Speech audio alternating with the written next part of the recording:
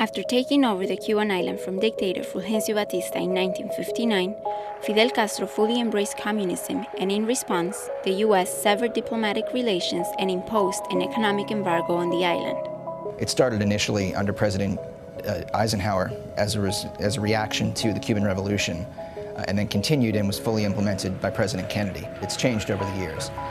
The most notable change to the embargo happened in 2000, when the U.S. Congress passed a law which permits the sale of agricultural and medical products to Cuba. After 50 years of this policy, the Castro regime is still going strong.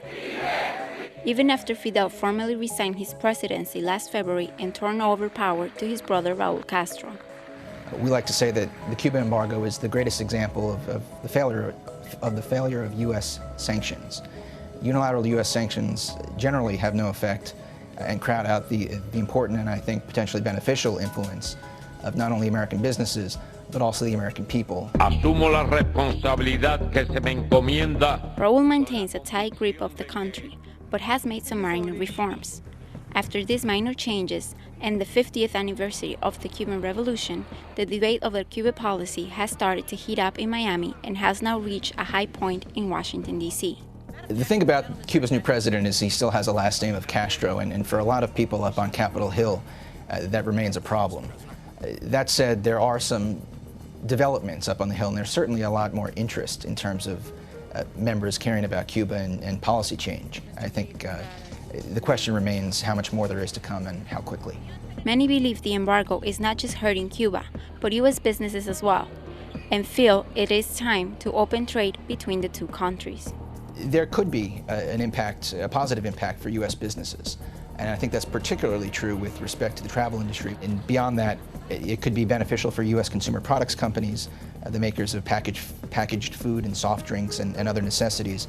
Jake Colvin believes the embargo is not only hurting the United States, but opening the door to other countries with open policies.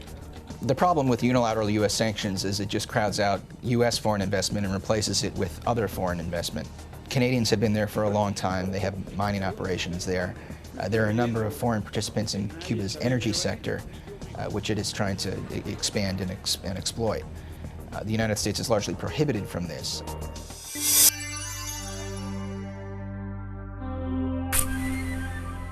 Adolfo Franco, let me begin with you. Put us in the world of the early 60s, and at the time that these limits on American contact in Cuba were being put in place.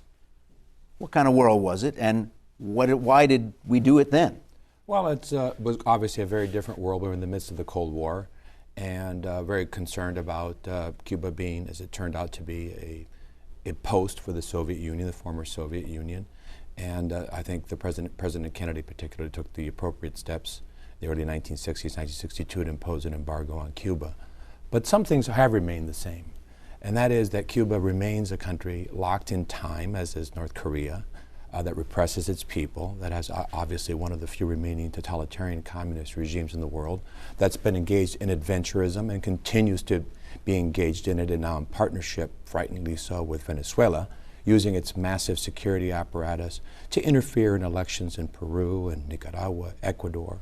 So in many ways, the world obviously has changed, but the Cuba context remains the same. Your report here mentioned that there are concerns in Capitol Hill about so long as a person whose name is Castro remains, this concern for members of Congress. I think for the Cuban people, that remains the #1 concern, that the Castro brothers' dictatorship and its repression of its own people, and that there is no possibility of change so long as they're in power, really makes it imperative from a U.S.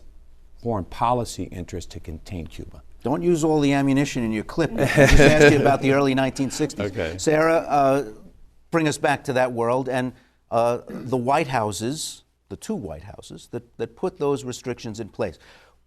What kind of pushes and pulls were they working under that made this look like a smart policy then? Well, I think Adolfo really sort of explained it very well and thoroughly. It was the Cold War. And I think that, it was a black and white issue at that time for our policymakers, our leadership. I think things are so different now. I just think it's just not national security threat anymore. Cuba isn't. I mean, Castros or no Castros, the Cold War is over, and I think we have to think about what's in our national interest in terms of the relationship with Cuba.